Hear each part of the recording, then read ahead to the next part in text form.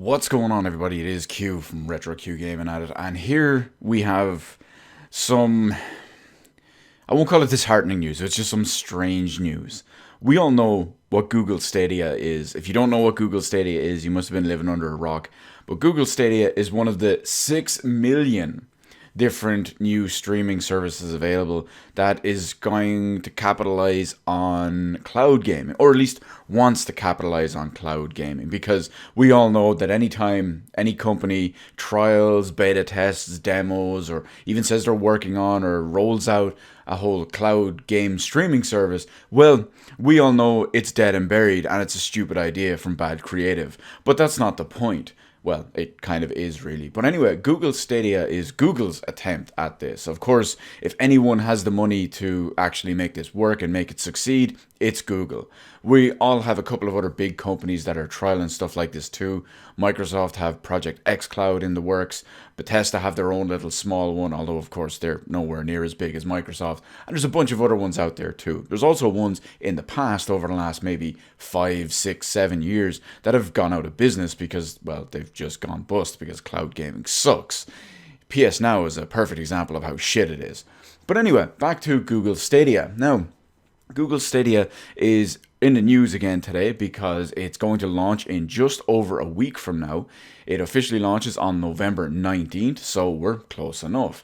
Now, it's going to launch with 12 carefully chosen, their words, launch games. These games include big name titles, for the most part at least, including Assassin's Creed Odyssey, Destiny 2 The Collection, Guilt, I don't know what that is at all, Just Dance 2020, Keen or Kine, or I don't know how you pronounce it, Mortal Kombat 11, Red Dead Redemption 2, Thumper, Tomb Raider Definitive Edition, Rise of the Tomb Raider, Shadow of the Tomb Raider, and the new release Samurai Showdown. So it's going to launch with those 12 games. Now, they've also said that there's an upcoming list of, I believe it's 14 games coming later in 2019. Now, considering we're in November of 2019, that gives about 6 weeks or so, maybe 7-ish, for these games to actually launch on Google Stadia. The upcoming planned games for the rest of 2019 post-launch is Attack on Titan 2 Final Battle,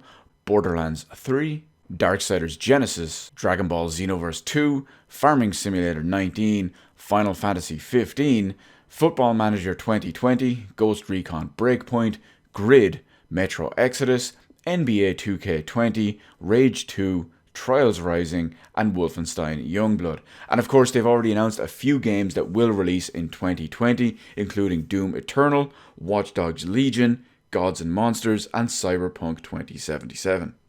Now, I'm going to go back and just point out the whole problem with cloud gaming. Now, cloud gaming, it essentially gives you an easier access to these games, basically, because obviously you need an always online internet connection because you're streaming the game through the internet and back with your controls and whatnot, and nothing is rendered locally. It's all done on servers somewhere else in the world, passed to you through the internet. Your input, or you see what happens, your input is sent back through it and it's calculated on the server. The result is sent back to you, so nothing is ever local whatsoever, which is generally why this can be so cheap, because you've no dedicated hardware. You have nothing even as weak as a Switch. You have nothing as powerful as an Xbox One X. That's a funny one to try to say with a straight face. But the point is that there's no proper high-end processing in there, and no Tegra X1 either. So it's relatively easy and it's relatively cheap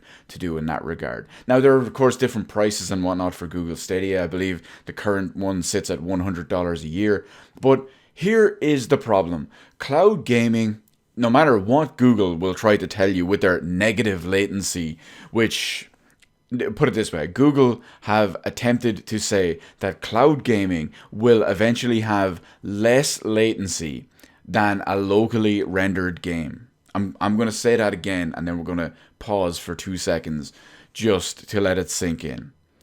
Google claim that Stadia will have negative latency.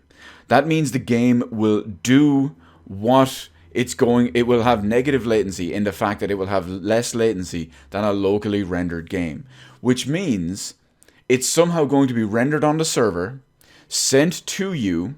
You can see it and understand it and react accordingly, and will be sent back. It can do all of that quicker, that allegedly quicker, than you can render that and see it on your own physical hardware. So if you have a PS4 Pro, or you're one of the 7 people with an Xbox One X, or you have a glorious Master Race gaming PC, well, apparently you can do all of that faster than you can naturally understand and react it on its own, your own local hardware.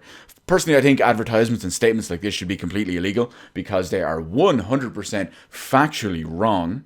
It's fake news. This is the definition of fake news. But anyway, we all know with Google Stadia and cloud gaming services will never take off. They can easily be replicated or even done better in other ways, shapes, and forms. I am one person who never advocates for subscription-based rental services, stuff like, say, Xbox Game Pass and things like that. The reason why I mention Xbox Game Pass by name is that is an absolute better idea than Google Stadia. Again, Xbox Game Pass and Game Pass Ultimate is not a proper value or not a proper good idea in any way, shape, or form in its regular non-special edition, non-special offer thing ever, but it's still a better idea than Google Stadia and cloud gaming. That's how bad these are. There's a reason why these have been trialed, these have been run, companies have done this before, and they all go out of business. They're just not viable. It's just not good enough. Of course, Google can lose money on this all they want because, well, they're Google. They have the money to do this. Of course, they'll probably just keep it around while 7 people out there play it. But hell, in a couple of years, don't be surprised if this kind of thing stops getting games and no one bothers using it. And eventually, maybe 10 years from now, in the year 2074, I know that's not 10 years from now, but it just gets killed off and cancelled. But that's it anyway. So how are you feeling about these Google Stadia and streaming services, Microsoft Project X Cloud, or the shitty PlayStation Now? Everyone that I know who's ever tried PS Now on the streaming side of it said it's basically awful and unplayable. And pretty much almost everyone I know has a good internet connection. Cloud gaming and game streaming is absolute dirt, but let me know how you feel about it in the comments section below. Hit the appropriate button to let me know how it did on the video, and while you're at it, why not head on over and hit the subscribe button and even ring the little notification bell. Granted, getting a notification from YouTube in current year about a new video upload or live stream or whatever might be a whole other question.